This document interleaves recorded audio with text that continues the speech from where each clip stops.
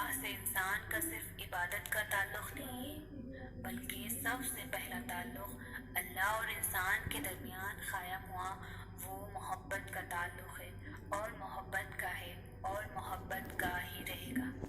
انسان کو یہ مان ہے کہ وہ محبت کرتا ہے مجھ سے، اور اللہ کو یہ مان ہے کہ میرا بندہ یقین رکھے گا مجھ پر، تو ہم شاید اس کا مان سلامت نہیں رکھ سکے، مگر حیرت ہے اس کی محبت میں پھر بھی کوئی بھی کمی نہیں آئی۔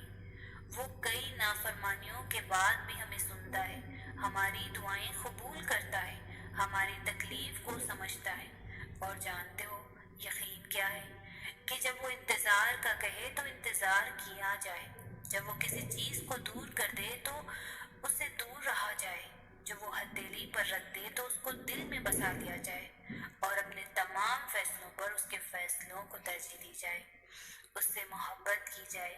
جو چیز اس کو ناراض کرتی ہے اسے پھر مڑ کر کبھی نہ دیکھا جائے۔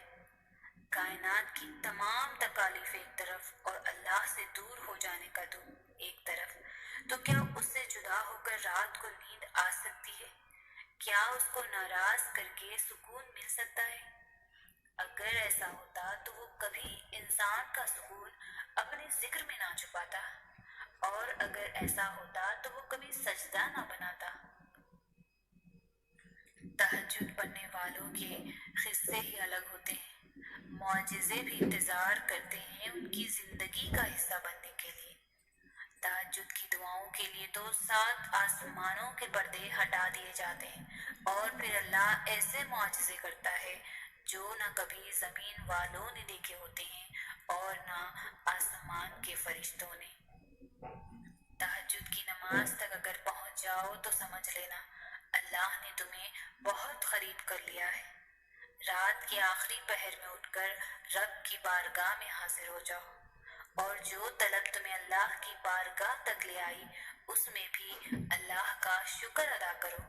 یاد رکھو زمین اور آسمانوں کی سلطنت اللہ ہی کی ہے، اور زمین پر ایک پتا بھی اس کے حکم کے بغیر نہیں گرتا، اور اس رب العزت نے تمہارے دل میں ایسی چیز کی طلب رکھ دی جو تمہیں دنیا والے نہیں دے سکتے۔ تم اجالوں کے خالق کو تہجد کی تاریکیوں میں مناؤ، پھر دیکھنا وہ تمہیں معجزوں کی صبح عطا کر کے راضی کر دے گا۔ تم نصیب اور وقت سے لڑتے رہتے ہو، یہ سوچے بنا ہی کہ نصیب لکھنے کا اختیار تو اللہ نے تمہیں دے رکھا ہے کہ اپنی دعاؤں سے جب چاہو جو چاہو بدل ڈالو۔ کبھی کبھی تمام دروازے اس لیے بھی بند ہو جاتے ہیں کہ اللہ تقدیر بدلنے کے لیے تمہیں بھی ایک موقع دیتا ہے دعاؤں کے ذریعے۔ تہجد کا وقت وہ وقت ہے جب بندہ اپنے رب سے ہم کلام ہوتا ہے، اور تہجد کا سجدہ ہی کن سے فیکن تک لے کر جاتا ہے۔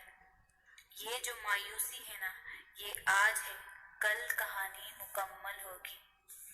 ہو سکتا ہے تمہارا یہ ناممکن سے ممکن تک کا سفر تہجد سے طے ہونا ہو۔ وقت تہجد جتنا تم اللہ سے بات کر کے خوش ہوتے ہو وہ اس سے زیادہ تمہیں سن کر خوش ہوتا ہے۔ اللہ ہر دعا کا جواب دیتا ہے، بس ذریعے مختلف ہوتے ہیں۔ وہ کبھی کسی کو آپ سے ملوا کر جواب دیتا ہے تو کسی کو آپ سے دور کر کے، کبھی وہ ہواؤں کے ہاتھ پیغام بھیجتا ہے تو کبھی اپنا جواب کسی ٹھوکر میں چھپا دیتا ہے، کبھی وہ سجدے میں گرا کر اپنی مصلحتیں سمجھاتا ہے، کبھی ہاتھ تھام کر صبر کا صلہ دیتا ہے۔ آزمائش کا آنا اور روح کا ریزہ ریزہ ہو کر بکھر جانا بے وجہ نہیں ہے۔ کبھی تکلیف میں ہو تو اللہ کو محسوس کرنا، پھر اس کی موجودگی بھی دکھائی دے گی اور اس کی سرگوشی بھی سنائی دے گی۔ تڑپ دل میں وہ تب ہی اتارتا ہے جب وہ تمہیں یاد کرتا ہے، پھر تب وہ چاہتا ہے تم اس سے بات کرو، اسے اپنی کیفیت سناؤ، اپنی ساری پریشانیاں اس کی دہلیز پر چھوڑ آؤ، ہر فیصلہ اس کے سپرد کر آؤ، تاکہ بس تم اور اللہ رہ جائے۔ پھر سے مسکراؤ اور سب بھول جاؤ۔ مٹھاس تو بس پھر اسی کے ذکر میں ہے، اور سکون کے لیے تو اس کا نام ہی کافی ہے۔ تم تنہا نہیں ہو، تمہارے ساتھ اللہ ہے، اور جس کے ساتھ وہ ہو اس کے ساتھ تو کائنات کی رونقیں چلتی ہے۔ تہجد وہ وقت ہوتا ہے جب بندہ اپنے اللہ سے بات کرنے کو تڑپتا ہے۔ تہجد کی نماز کے لیے جاگنا اللہ کی بے شمار نعمتوں میں سے ایک نعمت ہے۔ تہجد میں اللہ سے بات ہو جائے تو صبح حسین ہو ہی جاتی ہے۔ تہجد میں جس نے اللہ کو پا لیا اس نے گویا دنیا جہاں کا سکون پا لیا۔ تہجد وقت ہے اللہ سے دوستی لگانے کا، تہجد وقت ہے اللہ سے باتیں کرنے کا۔ تہجد کا سجدہ ہو اور اللہ نہ ملے ایسا تو ممکن ہی نہیں۔ تہجد ایک ایسا عمل ہے جس میں بندہ اللہ سے اپنی ہر بات منوا لیتا ہے۔ تہجد محبت کرنے والوں کے لیے اللہ کی طرف سے ملاقات کا دعوت نامہ ہے۔ تہجد وہ لاڈلی عبادت ہے جو اپنی بات منوا کر ہی دم لیتی ہے۔ وہ دکھ جو رات بھر سونے نہیں دیتے ان کا مرہم تہجد میں موجود ہے۔ تہجد میں مانگی گئی دعا ایک ایسا تیر ہے جس کا نشانہ کبھی بھی خطا نہیں ہوتا۔ میں نے دیکھا ہے، محسوس کیا ہے، تہجد میں اگر آپ رب سے چاند مانگو تو وہ پورا آسمان دے دیتا ہے۔ رسول اللہ صلی اللہ علیہ وسلم نے ارشاد فرمایا، جب رات کا آخری تہائی حصہ رہ جاتا ہے تو اللہ تعالیٰ آسمانی دنیا کی طرف نزول فرما کر ارشاد فرماتے ہیں، کوئی ہے جو مجھ سے دعا مانگے اور میں اس کی دعا قبول کروں، کوئی ہے جو مجھ سے سوال کرے اور میں اسے عطا کروں، کوئی ہے جو مجھ سے مغفرت چاہے اور میں اس کی مغفرت کر دوں۔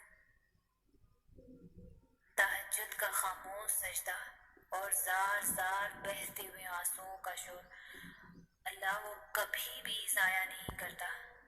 جب گزارش لاڈلی عبادت میں کی جائے تو لاڈلے کی دعا کہاں ادھوری رہ سکتی ہے، پھر وہ ہو کر رہتا ہے جو اس کا بندہ اسے مانگ لیتا ہے۔ تہجد کے وقت عرش الہی سے تمہارے لیے بلاوا آتا ہے۔